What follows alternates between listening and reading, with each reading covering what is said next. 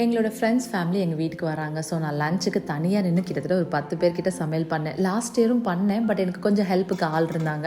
இந்த தடவை நானே பண்ணனால கொஞ்சம் ப்ரிப்பேர்டாக வெங்காயம்லாம் கட் பண்ணி வச்சுட்டு இஞ்சி பூண்டு பேஸ்ட்லாம் ரெடி பண்ணி கொஞ்சம் பிளானாக தான் நான் பண்ணேன். அப்படி இருந்தாலும் காலையிலேருந்து கரெக்டாக டைம் இருந்தது. லஞ்சுக்கு தான் இன்றைக்கி பிரியாணி பண்ணியிருந்தேன். மட்டன் போட்டு பிரியாணி பண்ணிவிட்டு கொஞ்சம் கீ ரைஸ் வச்சுருந்தேன். அது கூட சிக்கன்லாம் போட்டு கிரேவி பண்ணியிருந்தேன். அப்புறம் மட்டன் சுக்கா வறுவல், அப்புறம் பாயில்டு எக் வச்சுருந்தேன். உரிக்கிறப்ப மட்டும் தான் கொஞ்சம் லைட்டாக பிஞ்சிருச்சு, அது ஒன்று தான் சொதப்பிச்சு. அது கூட தயிர் பச்சடி டேஸ்ட்லாம் ரொம்பவே நல்லா இருக்குது அப்படின்னாங்க. எனக்கு கொஞ்சம் டென்ஷனாக தான் இருந்தது, ஆனால் டேஸ்ட் நல்லாவே வந்திருந்தது.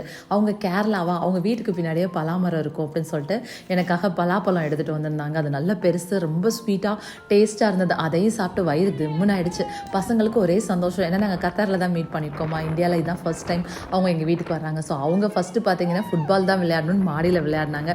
அதே மாதிரி நாங்கள் சேர்ந்து தான் படுப்போம்னு சொன்னாலும் சரி பால்கனிலே ஒரு மேட் போட்டு கொடுத்துடலான்னு சொல்லிட்டு நான் கொடுத்துட்டு அங்கே தான் ஹாப்பியாக தூங்கினாங்க.